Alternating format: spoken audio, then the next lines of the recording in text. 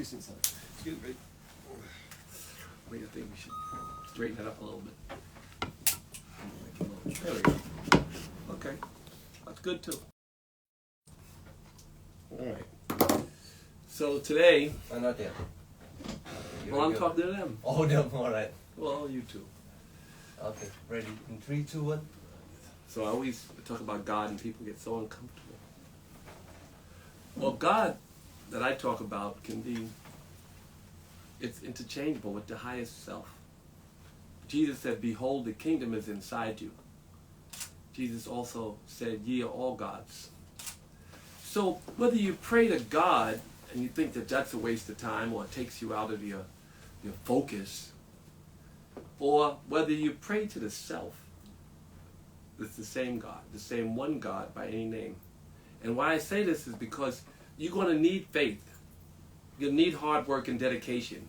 You're going to need all the things that the Bible, the Quran, the Torah, and the Yoga Sutras, and the Bhagavad Gita, certainly, and all the Upanishads, all the scriptures talk about the same one God over and over again. So get to the self, the highest self, and give from there. Today, every day we've been rehearsing for the podcast, seeing which ones make sense, and editing them to be perfect. Then we're going to launch in January, February. Done some really good interviews, great people, and people have said things that are inspiring. I said the whole story is what I want, the whole story, the fucking truth. That's a lot to get out of people, but Snoop and Eric Sermon and Chuck D and yesterday Kevin Lyle and others have given me really good nuggets, things that may make a difference in people's lives. And so this is the work that we're doing. Now I got a person today who's an inspiration to me. He worked hard as anyone to be where he is today, and he was a leader for us because everyone liked him so much. And then he became this giant star in his space. And he came out of Def Comedy, but he didn't go on the same road as Bernie Mac or Chris Tucker or Martin Lawrence. He did something else because it was his culture that was slightly different. He's an Indian, brown person, but an Indian. So we only did book mostly black people, right? But he was Indian, so he used his color to start to get ahead. Turned out he was really black inside. Yeah. Let me talk to Bishop for a minute. Well, he's not going to be on for another 5 or 10 minutes. But he'll get on, and we'll. But in the short term, we just play around until such a minute that we can get him. So what I was saying about God, though, is important. I just want to share is this. A nugget. Truth is, the highest self, behold, the kingdom is inside you. It's heaven. And this idea of heaven on earth comes when we know the self. It's the idea of digging deep to find this relevance or this power, to find this superpower. That's God's consciousness they refer to. When one knows the self, fully awake, walks around promoting miracles like Jesus. All these things I do, you can do too, and even greater. That's a very beautiful. All these things I do, you can do too, and even greater. So that's the rap about Jesus and about Muhammad, Abraham, the Lord Buddha. All these people had realized this kingdom in the self, and it's why they were able to share such beautiful wisdom, different colors and different ages, different languages. Same rap over and over again. So, same over and over again. God is in you. And so if you look to the self and you know the self, then you know God. So I wonder where's Russell. Oh, Russell ain't the only Russell. That's what I'm interviewing. Russell Peters. I was like, they talk about you, because if you were to go to the Indian American community, or if you would go to certainly all the comedians in the black community, love Russell, right? Not this Russell, Russell Peters. And when they said Russell ain't the only Russell, we were talking about Russell Brand, Russell Crowe. Well, Russell, maybe not me, maybe me, but Kanye said Russell ain't the only Russell. And we immediately said that was Russell Peters. Does everyone know Russell Peters, the comedian? because he sell out Madison Square Garden, huge following. But even though he came out of Def Comedy Jam, that's why we became such good friends. All these people looking to join. No, I just need to find Russell. All right. So, this idea, the oneness of God, the taqwa Muslims refer to, the samadhi the yogis speak of, or moksha, Hindus talk about as well. And then they talk about heaven on earth as Christians, Christ consciousness.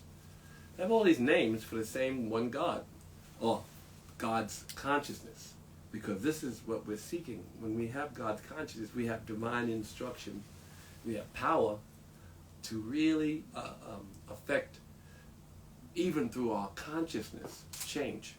So they say, Yogananda said, the miracle workers, and not only did Yogananda, everyone said, but I point out what Jesus said, all these things I do, you can do too, and even greater. The yogi who is realized, or the Christian who has realized this consciousness, is a miracle worker, but has no interest in changing the world, because she or he sees the world in perfect order. Perfect order? Yeah. You don't know whether it was good that Donald Trump was in office or bad. Did he inspire some people? Are we going to work harder on climate change? Are we going to become more loving and understanding of each other because of the experience? And did his deals with foreign nations set us up to create better relationships? Do we know what the effect of people's presence on earth, or the things that are happening, are we aware of what's good or bad? We don't know good or bad. And when the yogi is free, she or he sees no good or bad. She sees no bad and no good. She sees it as all God. And this is the practice to kind of move towards a place where you're okay with everything. And better than okay, content with everything. So the yogi is seeking God's consciousness, or connection with the infinite, which is always ever changing and doesn't suffer. The yogi doesn't suffer good and bad. You know what's good today, if you invest in it too heavily or at all, it will be bad tomorrow. All those things you cherish will be gone, and the things that make you happiest will make you saddest if they are things. Whatever you love will be taken from you. And so this idea of getting thrilled over things and getting excited over stuff, you know, it's fun, but don't attach yourself to the excitement in such a way that that's the only way you see God or good. Because that's what you're doing. You're attaching this presence, this awareness, this happiness that comes from extinguishing the neediness for the stuff. You extinguish the neediness for the stuff, and then you attached some meaning to that car. And then that car drove away, and you suffered. And so just get the car, play with it, let it go. Get the, whatever the thing is, play with it, let it go. And also know that you can be playing with anything so long as you're present. And that if you are present, the seconds you're present, and what you're really seeking is more seconds of presence, more seconds of awareness, happiness. That's what you're seeking, is the kingdom where that presence exists. The other stuff is just ends to the means. There's short-term gains and short-term perks, but they will be taken from you, every single one of them. So when the yogi sits in the self, she or he cannot be stolen from the way the world steals from everyone. The only reason you're stolen from is because you attach yourself to what things should be. And the neediness that you carry is the suffering that you have. Neediness is the cause of suffering. Neediness is the cause of suffering. I always say that. People are like, what the fuck you mean? Needing something. Okay, where the fuck is Russell? Let me check one more time. And if you don't,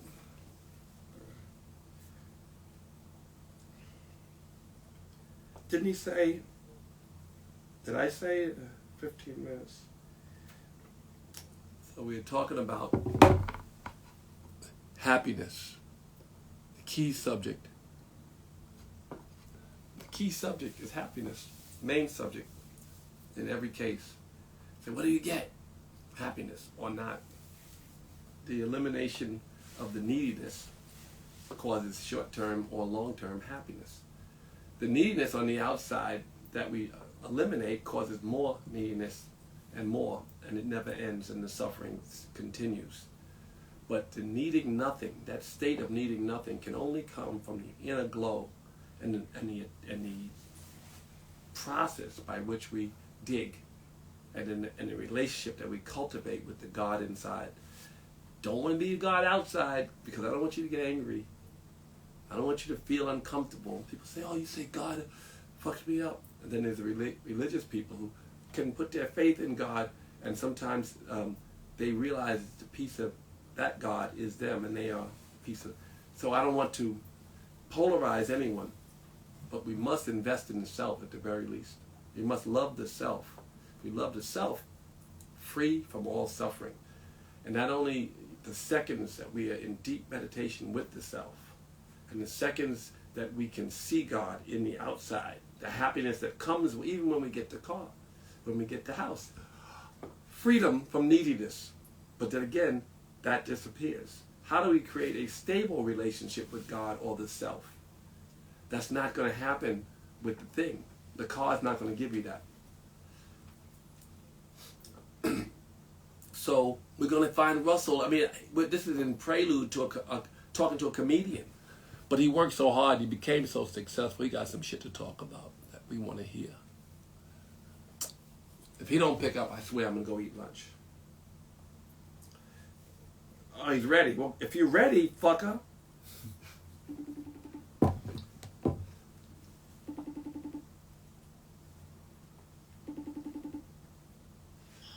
If you're ready, go on Instagram and I'll plug you in.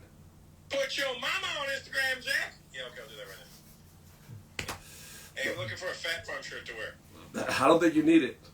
You have to tell me which of the stand-up routines and we're gonna go through all that after we film this, and what to edit in and not, and you know what I mean? We'll do all that later. But I don't want to take too much of your time. I know you're busy, and you. All right. Bye. All right, so he's coming. Russell Peters. You'll like him.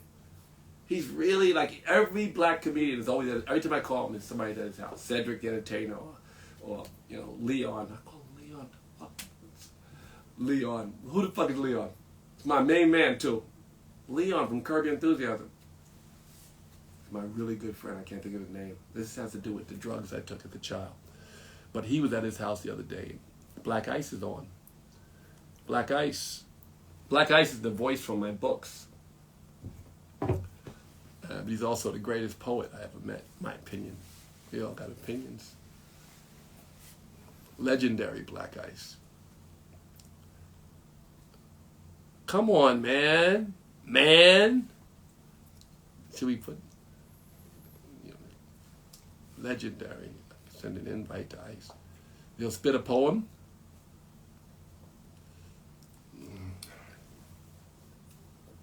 He's coming soon. Yes, Russell Peters. He's got his, I want him to tell his story. I have stories, but I want his story. The whole story. That's what we think we'll name the podcast, The Whole Story. But there's a spiritual message in every experience.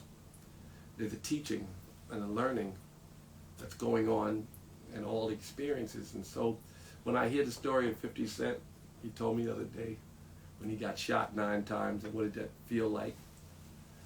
And emotionally and spiritually, what did it do for him? And when I hear the story of Snoop selling drugs, or when I hear the story of Puffy, and you know, I've heard these stories, and I want them stories to inspire people and change people. So that's what I'm going to do. This will be fun, and it'll be a way where we can really get into the learning, teaching of each one of these experiences, as opposed to just the entertainment. Entertainment's good, because first of all, nothing more entertaining than learning. There he is. There that motherfucker. This big motherfucker. There he is. Oh shit! Look at that. What's happening, Pimp Sauce? Pimp sauce. Okay. Here we start. Listen here. I call your house to check on you all the time, and all I see is black comedians all the time. All I see is my niggas that we came up with, and they all hang at your house. They all love you.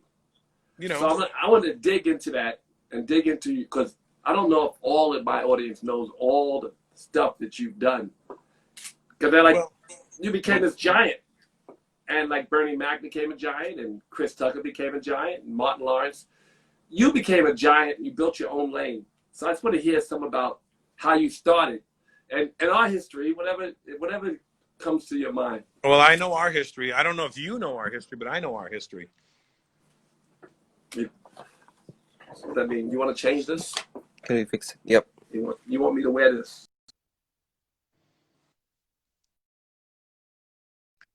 I like that you're taking notes live. I can't hear shit. I hear him, but yeah, you fucked up. Let me fix it.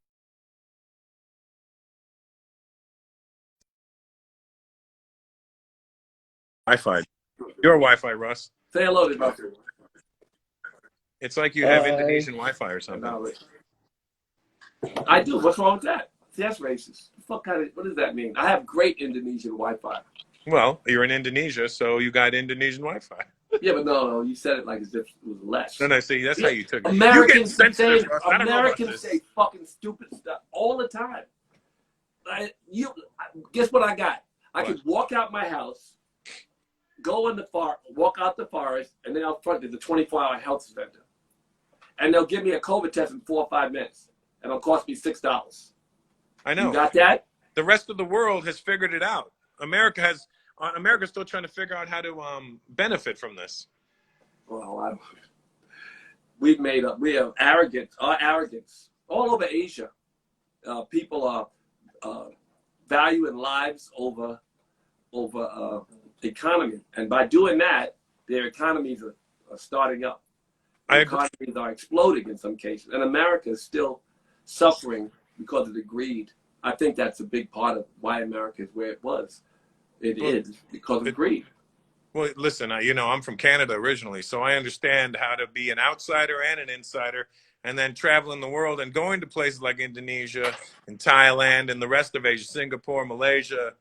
They were already upset about the mic. They wanted me to have a special mic because they already said that the audio was not good.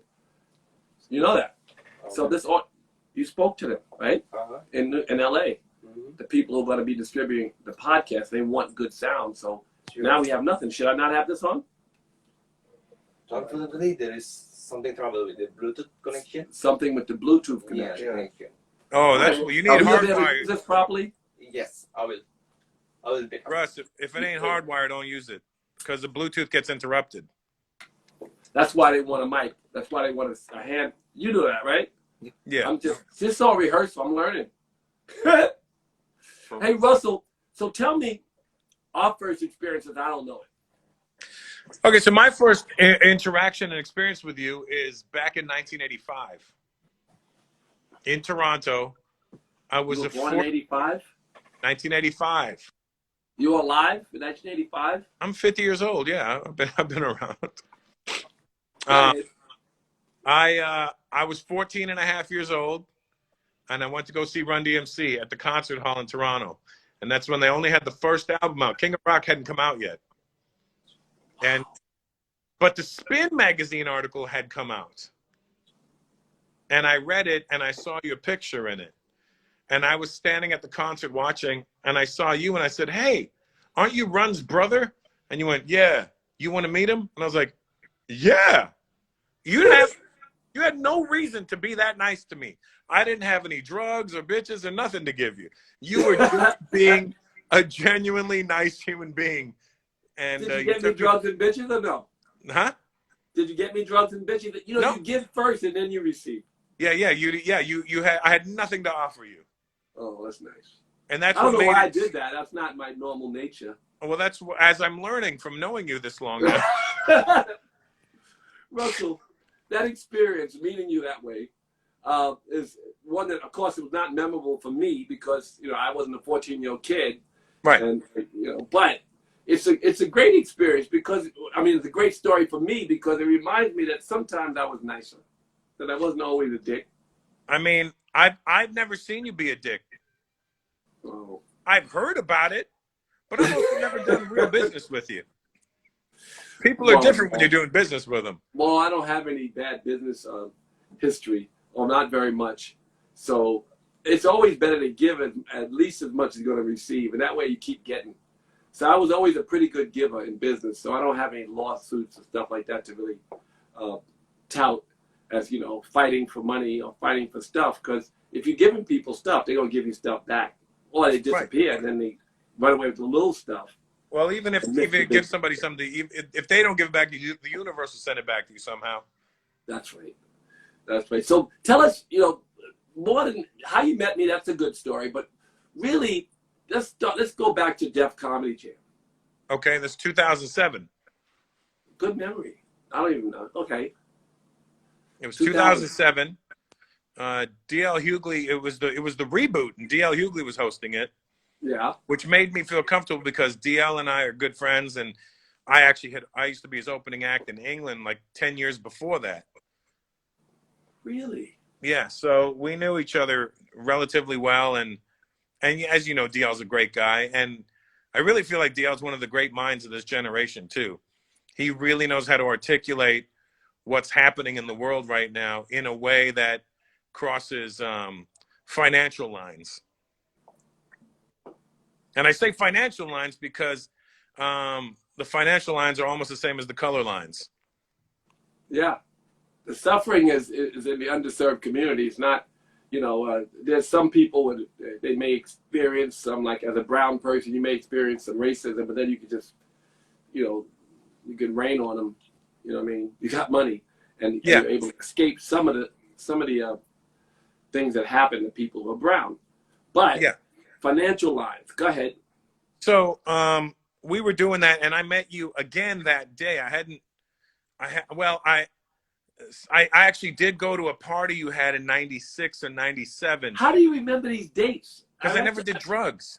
I did a lot of drugs. I don't remember a lot of this shit. But the party I had, well, I wouldn't remember. The party you had, 1996 and 1997, it was in Bel Air, or in Beverly Hills, somewhere around there at a mansion. And it was a pre-party for the second reboot of Def Jam. Oh. And Kid Capri was DJing on the tennis court, and everybody was there. I don't know how I got in or how I got invited, but I got there. Nobody knew who I was at that point either, but I got a picture of you that night. I got a picture of so many people that night. And it's funny because all the people who I took pictures with, I ended up becoming friends with many years later.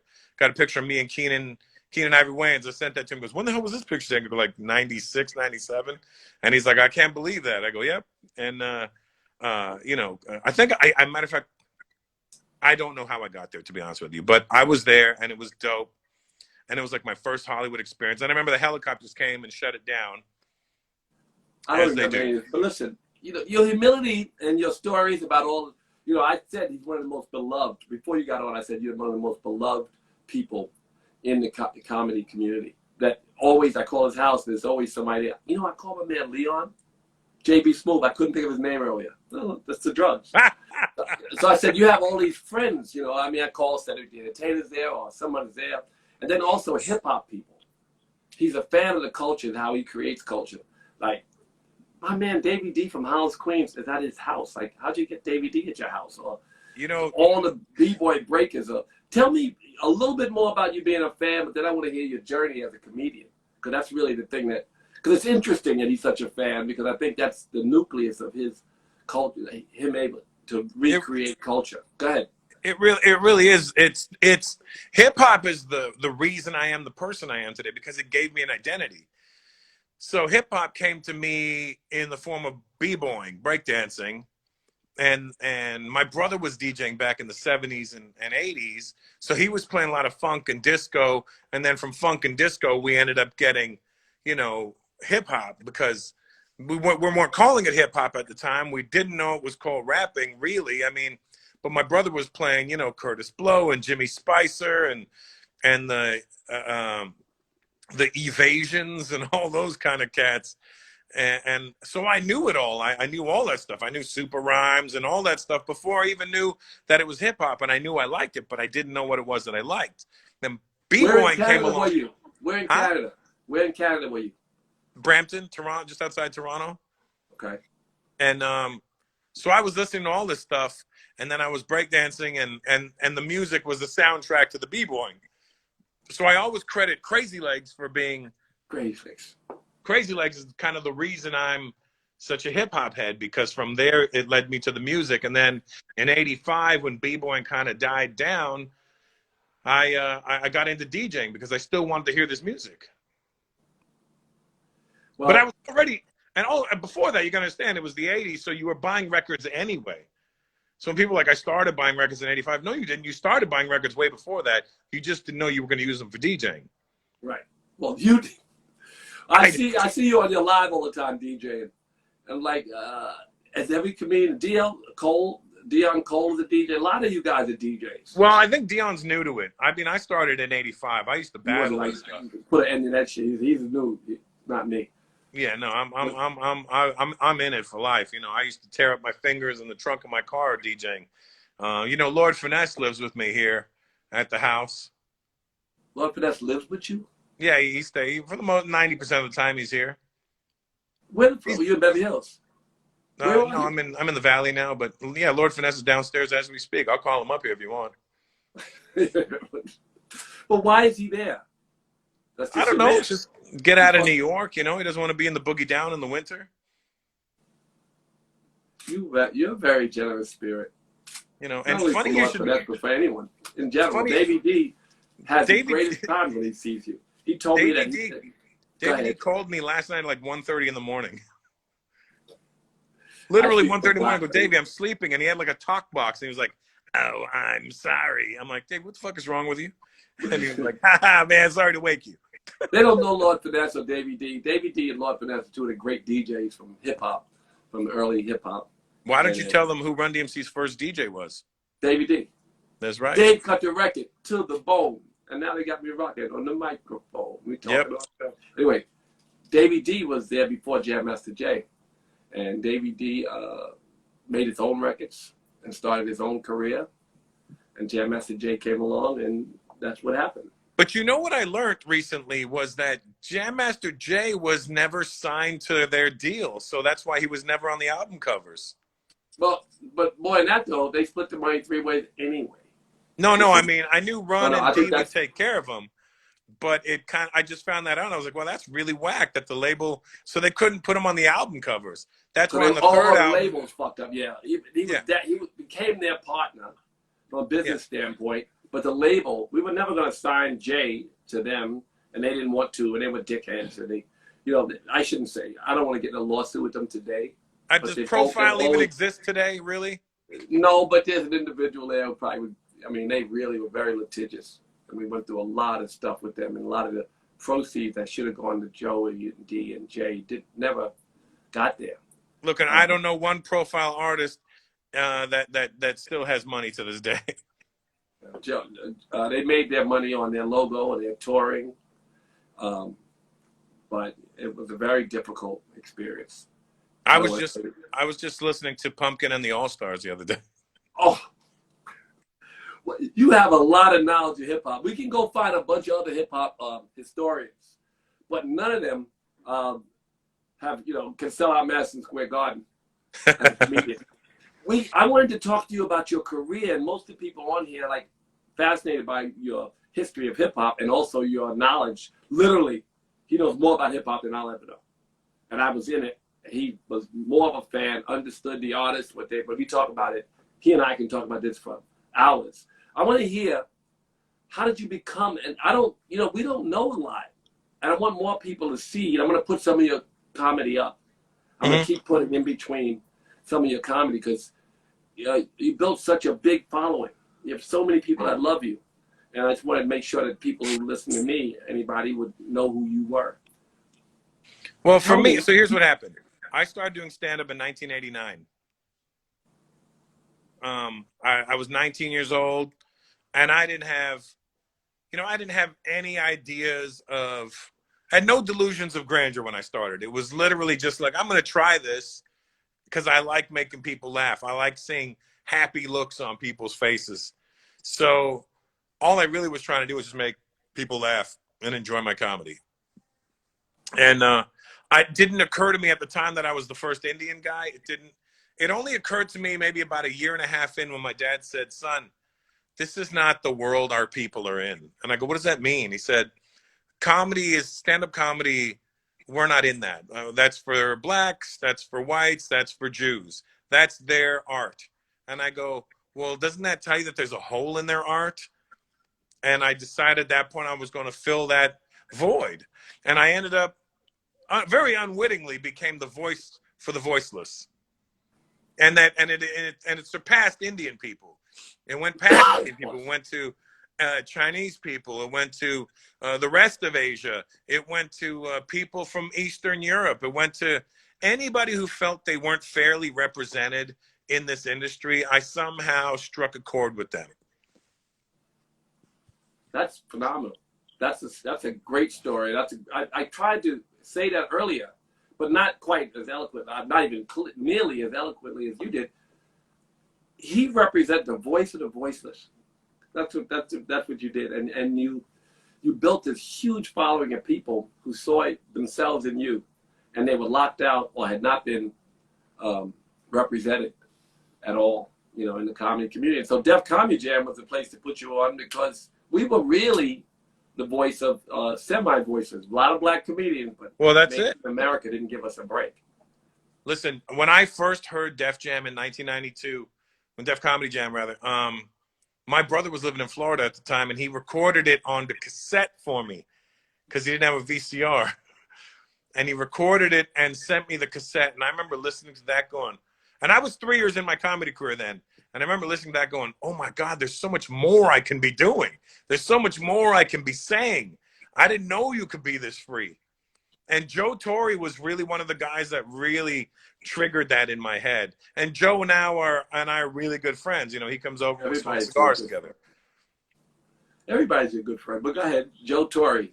So I always credit Joe for that. For that trigger. Joe Torre. I'm going to say whoever don't know comedy. Joe Torre and his brother Guy Torre. But go ahead.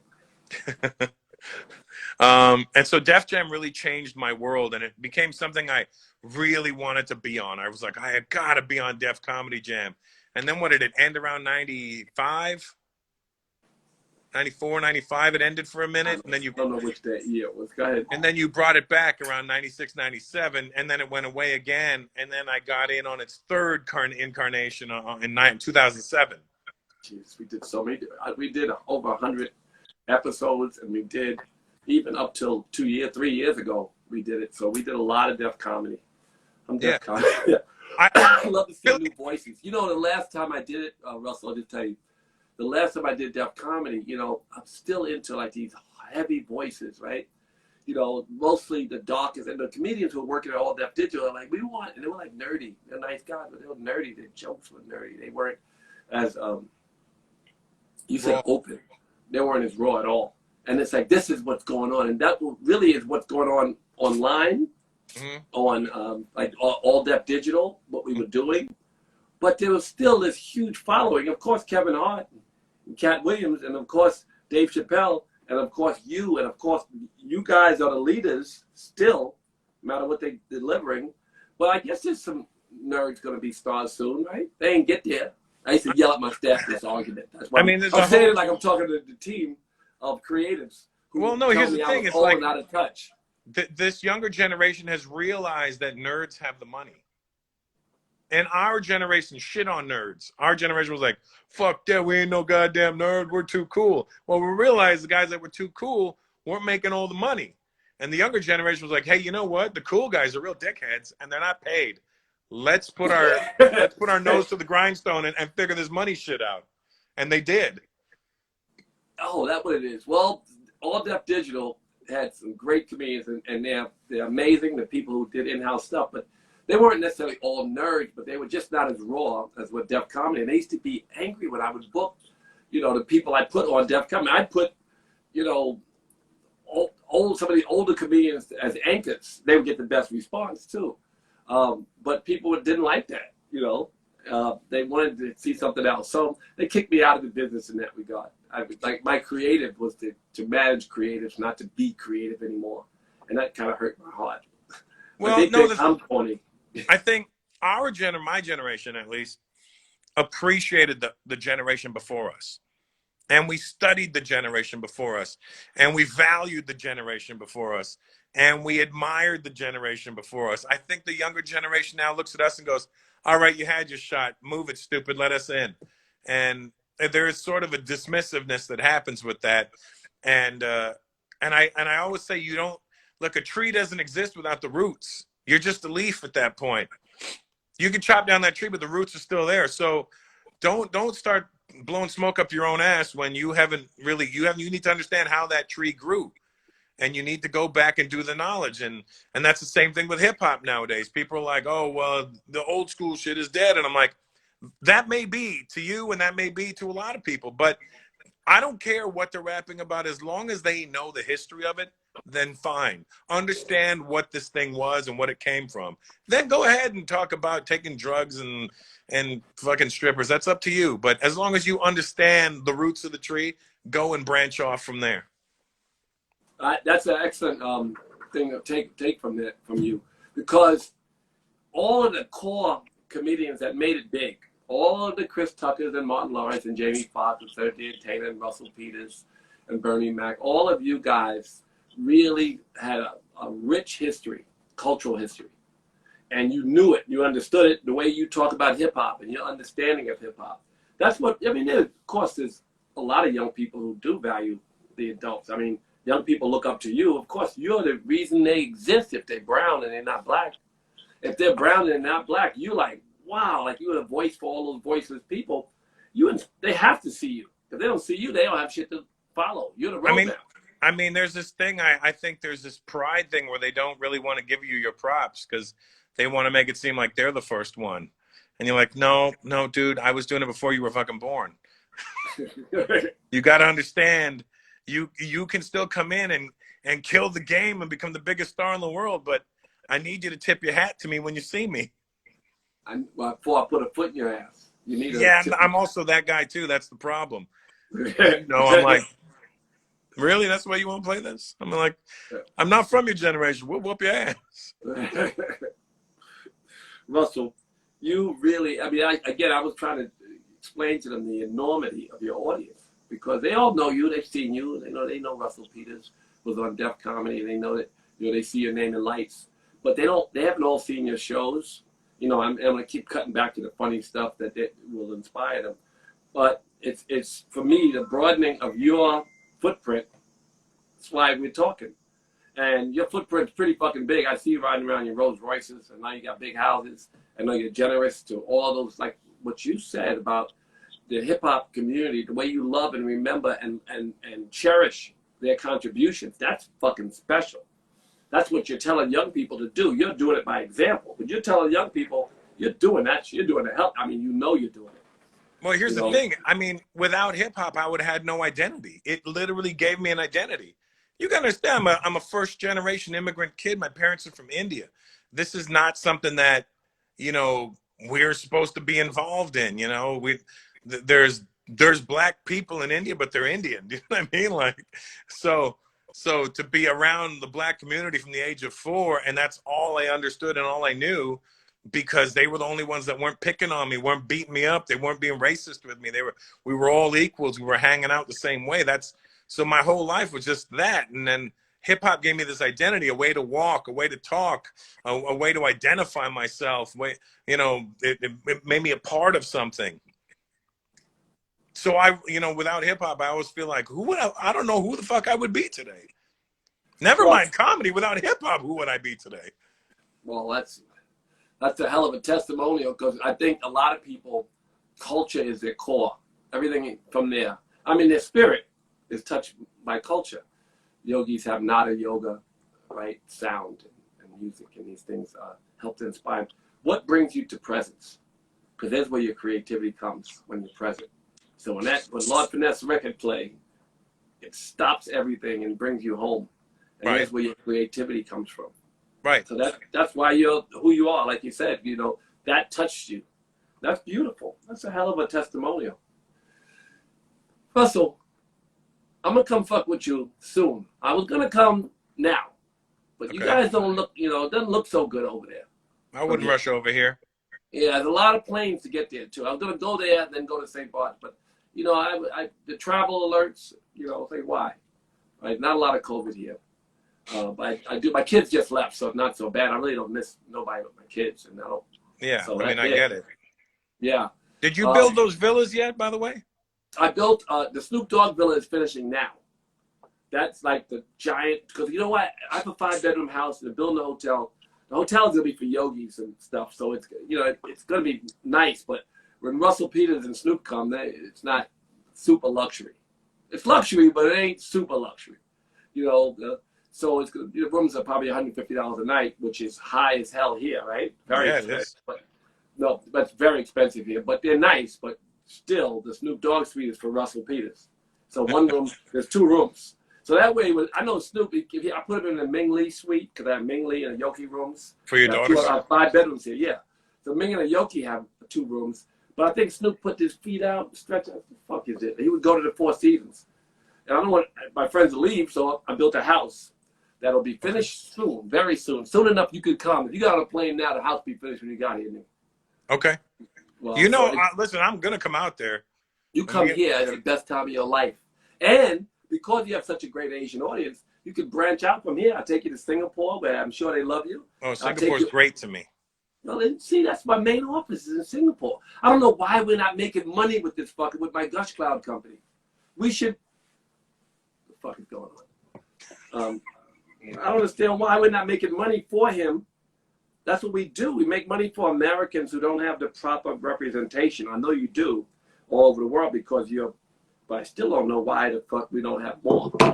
I mean, listen. Right? We can find you money. We can find everybody money. We find money for a lot of American stars in Asia. Like if I wanted to complain, I could say the mainstream media ignores me. But you can complain. It's but true. You know what? I don't because they ignore brown people and they let black people, but because they get together and make a cultural statement, they get to say a few words edgewise. Well, they also get they get the disingenuous brown people who are for the times and that fucking that fake woke shit, and that doesn't jive with me because I keep it real 100% of the time. So for you to come at me with, oh yeah, but you know, we need to come together with black people, motherfucker, where were you for the past 50 years?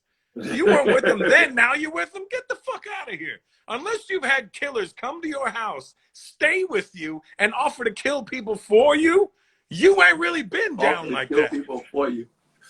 Well, let me see. This probably fucked with it. Wi-Fi. Althea, I'm doing this thing with my man here. Can you see him? Do you know who that is? Yeah. Althea, she's the CEO of the company. Do you know how famous he is all over Asia? How much have we made him? How much money have we made him? Sorry? How much? Can you see that man? That's Russell Peters. Oh, hi. Hi, Althea. Russell, you're not showing me the video. That's the problem. What video do you want to see? Oh, it's me. Wait, let me see. Yeah. The point is, look, Althea, that man there, Hi.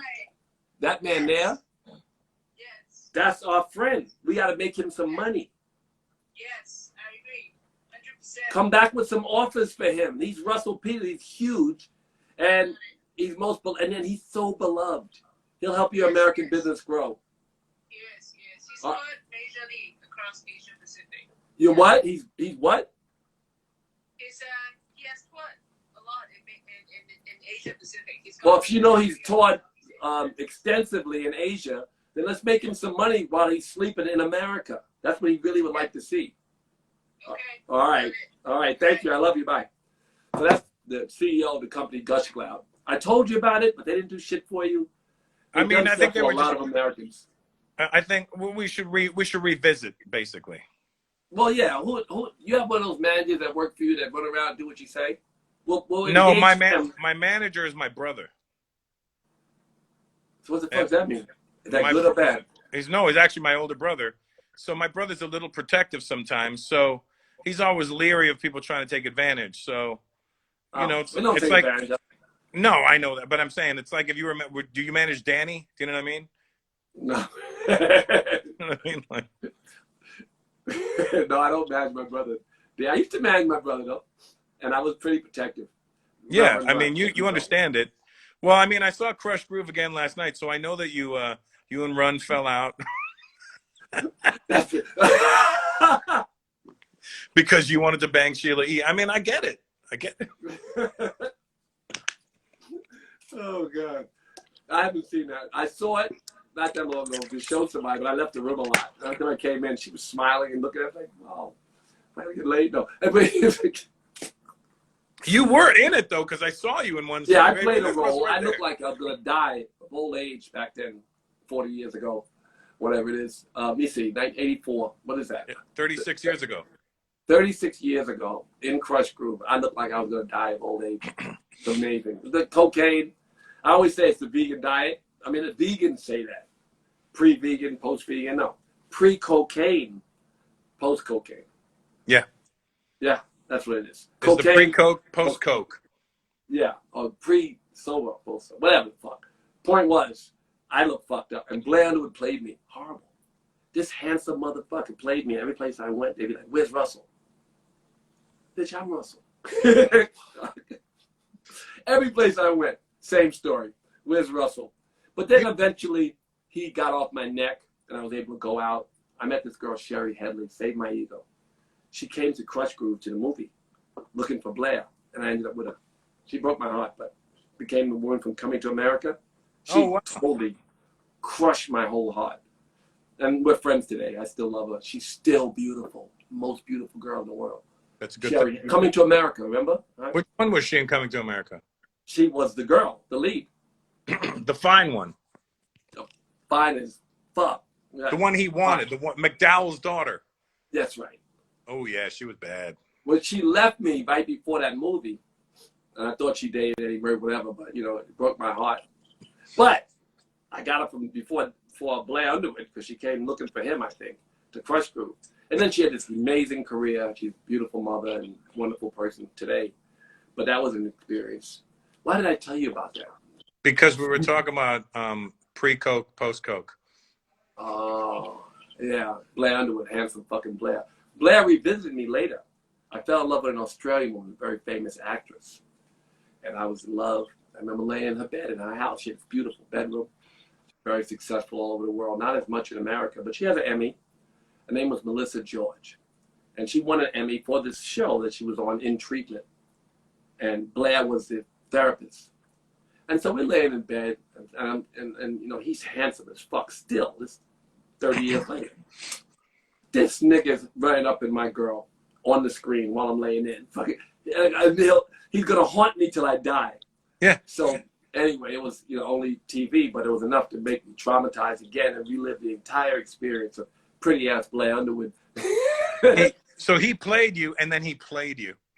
He played me, and then he played me. That's a funny story. Anyway. Running from the cold weather, two icons. Oh, at least your fans on here, like, oh my God, Lord Finesse was dope. It's all about you, Gordon Lord.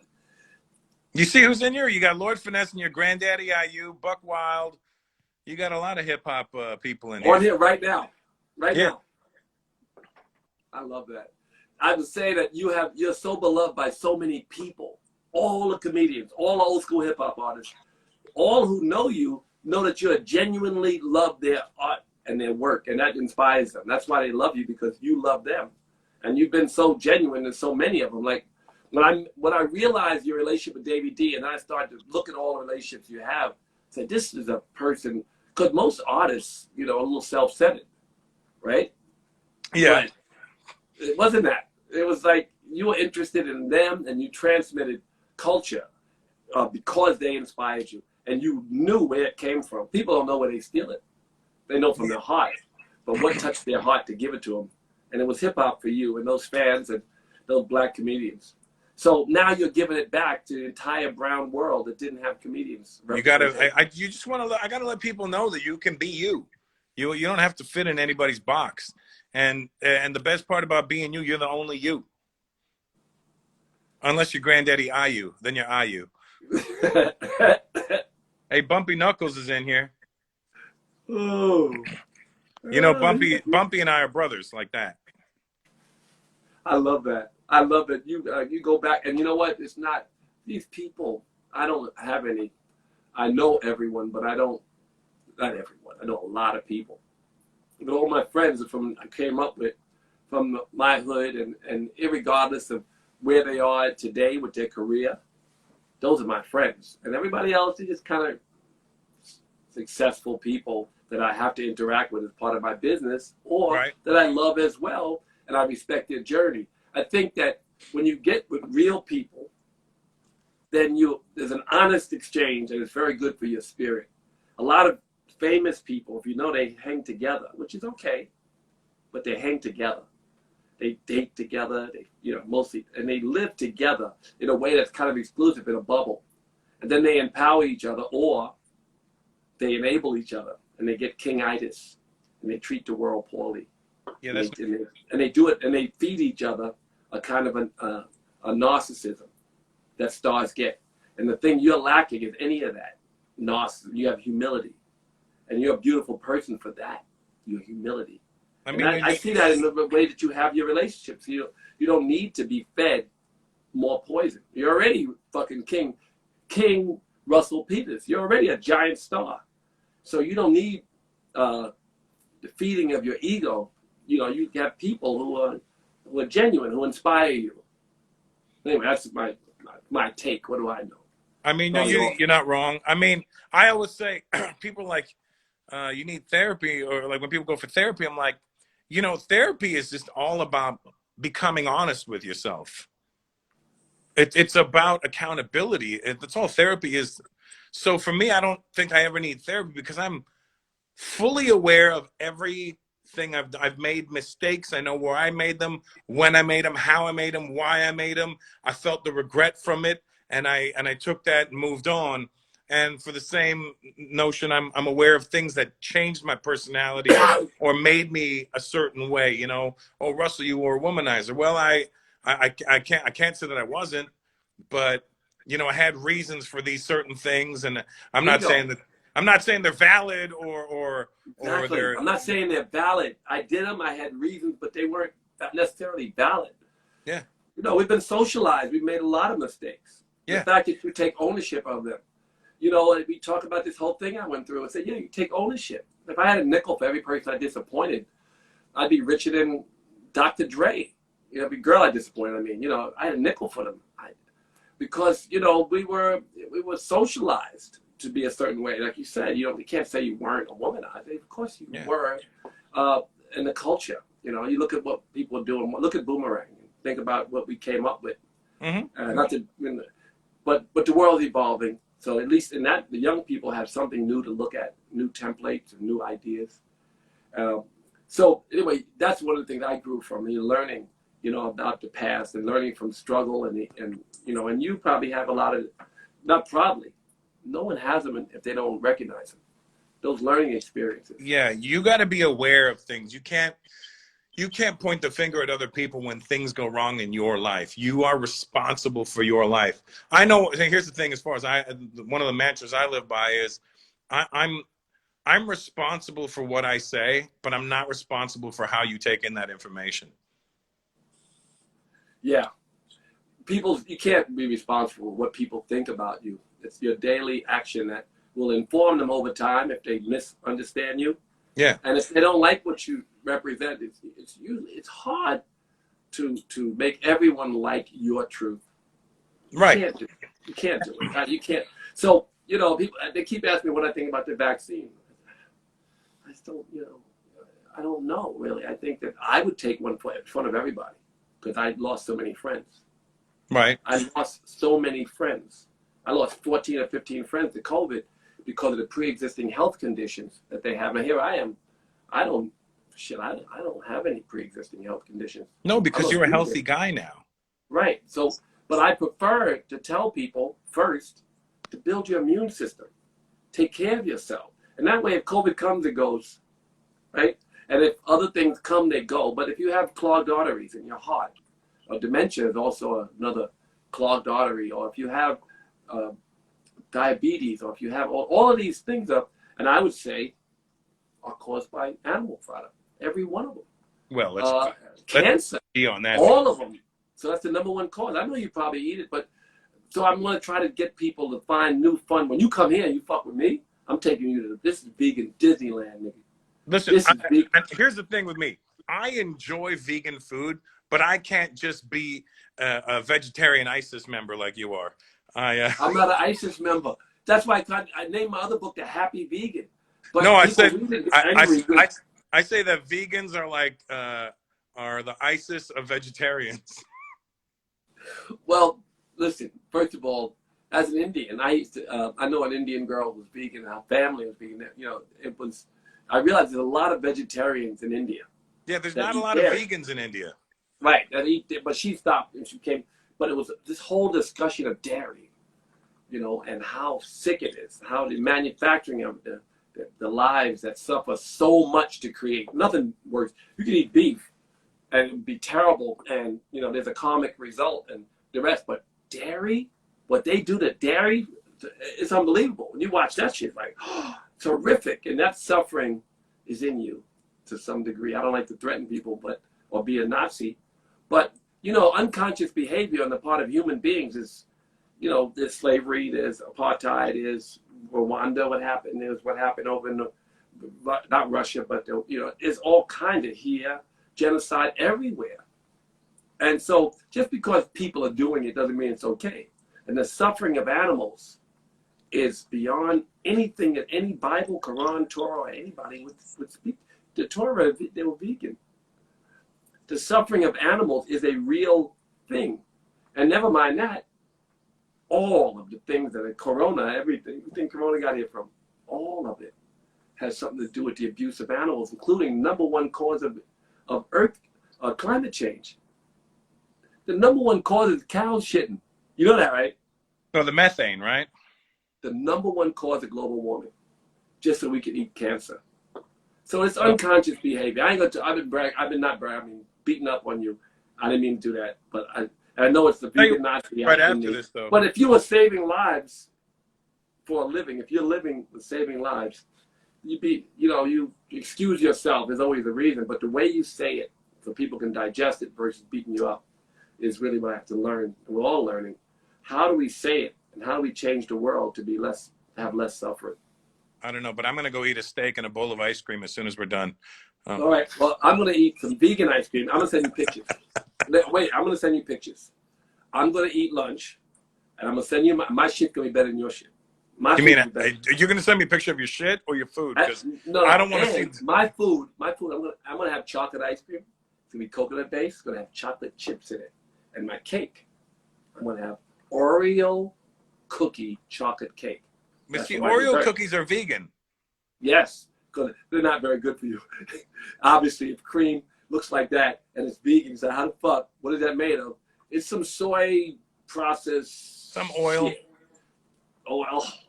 But we make Oreo chocolate chip, chocolate cake. Oreo cookie chocolate cake is vegan. And I got it from the restaurant down the block. When you come here, you're going to have the most fun.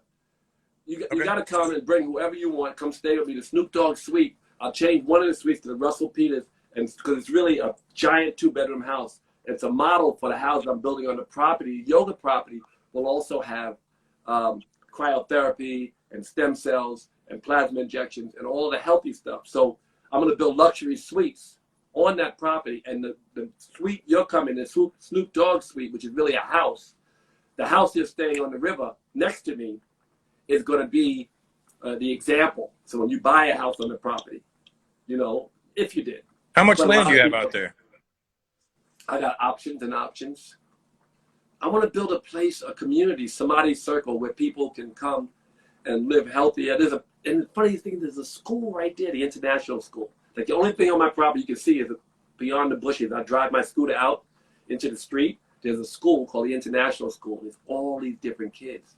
And it's like, What about you know, I know people are used to where they're from. I spoke to my friend. I said, come visit. She said, I'm an American. I said, well, maybe there's something else to see. You're retired. Maybe you can come and live here cheaply. If you retire the postman, you come here, you'll be a billionaire. Why would you not come? You come, you know, and retire here. you say So a that's billionaire I'd be a billionaire, nigga. You don't understand. because you're in things Bali? Is that why? Right? How much is me saying when they deliver it? Not from when they charge Westerners. How much is it? 20,000. 20,000. 20,000 rupiah is for a meal. It has a giant egg. It has chicken and it has the rice, right? And it's 20,000. So That means $2. It's $1. it's $1. 1.5. Sorry. $1.50 for a giant meal. You know, that's pretty high. Wait, somebody paid 60,000, 6,000, 8,000 rupiah. Is that possible? That's for the restaurant. Not from the restaurant. No, the delivery, the guy in the bike. Oh yeah. Yeah. Yeah, Or right? maybe with the delivery fees. Yeah, right. That's it. Do you guys just want to talk to each other? No, the point I'm making, I'm trying to make it. Okay, massage is $7, 100,000 rupiah. $7. Wait a minute. That better include a happy ending. Oh my God. I love you so much, Russell. You can go eat. I really could talk to you for hours because you got so much shit. You know, we didn't talk about how big you are, and I want to show that. I'm going to show you performing and somebody, huh? No, yeah, you're a little chubby too, nigga. Nah, I lost weight. Let me see. Fat motherfucker. I remember. Oh no, you're all right. Yeah. But they tell you that because you're wealthy. What? That I lost weight? That I'm fat? That you're wealthy. You lost weight. Look good today, Russ. No, I've been making sure I've been training jujitsu a lot. Really? Yeah. That when we get our age, not my age. Thank God for that. You're lucky for that. But Aren't you when only, what are you, 60 now? 63. 63. Look at you. When you get older, you got to take care of yourself. I get up every morning. I go to yoga. I know you worked out. I know you take care of yourself. You've been yoga. You've been a yogi and a vegan for at least 20 years now, right? Oh yeah, over 25 years or so. Yeah. But I started late, and I'm very lucky to have found it. You can always start. And I'm going to put out my book, Eat to Live, which is not only about diet, but it will have 50 recipes, but it's about yogic lifestyle, how we can live a little healthier in an urban environment, urban yogi lifestyle. And then I'm going to launch the yoga app, which will teach people, whether they're out of shape or not, they claim they're out of shape, but you know, to do the moves that will start the process to promote more circulation in them. And I'm going to put out that school, I'm going to make the school online, and I'm going to put all these things together that are about health and wellness. And that's going to be my last chapter in my life, to help people. And I say, as yogis, we say, get them out of the suffering, to get them to be more present, more often, and happier. Because all of the body functions and things that you work on will never work until the brain is slow, when the mind is still more often. When the mind is still, happiness sets in, and that informs the body to clean itself up. When I come out there, I want you to personally teach me how to meditate, because I can't shut my brain off sometimes. You don't have to shut your brain off. Sit and be patient, and the mind will settle. The nervous system calms, and then the mind follows. Then the mind will jump around. You say, oh shit, I'm meditating. The mind will be busy, and it'll settle more. It just keeps settling. So when you come here, I'll teach you to meditate. Or we could always do it online. But you should. I send you a teacher from David Lynch for free. I send you Bob Roth. I send him to Oprah. Please. Paid me back, didn't you? Listen, all I need to hear is free, and I'm in. I'll have him do that. I'll have Bob Roth, who is the head of the David Lynch Foundation, teach you personally. That's my gift for you. All right. Anyway, Russell, I love you. Thank you. You too, my brother. All right. God bless. And as you know, I will be calling you and harassing you whenever somebody's here hanging out. All right. Do that, please. All right. God Peace. bless. Yeah. This is an amazing person. Okay. Okay, we're done. How long was that? 1 hour. 1 hour, 10 minutes. 1 hour and 10 minutes. Right. Okay, we got to stop the beginning and cut to there he is. Right? Well, I may have to say a little bit about him, but we don't get to get there. We're still fixing. Oh yeah, Russell. Regarding the audio, Yeah, there is some problem with the audio, to be honest. Yeah. Can we invest the good quality? You need what he's gonna tell you. He tells you I need mics. Oh yeah, sure. You want to not this thing. Mm-hmm. He said, Another difference. yeah, we have to invest in that. Yeah. Tell Brother Gary today, Oh yeah. and I'll tell him too. Yeah. But tell him, we have to have the mics that sit there. Mm-hmm. Yeah. All right. And also for today, we will send you the video for the tape, so you can watch review. that. Yeah. Okay, thank you. No worries. Bisa pakai Dropbox. Udah kan cuma tinggal play aja. Untung bagus masuk komiknya sih. Apa ya? Suaranya itu. Ya, udah. Kok tiba-tiba bisa kelisat ya? Ngomong sekali sih.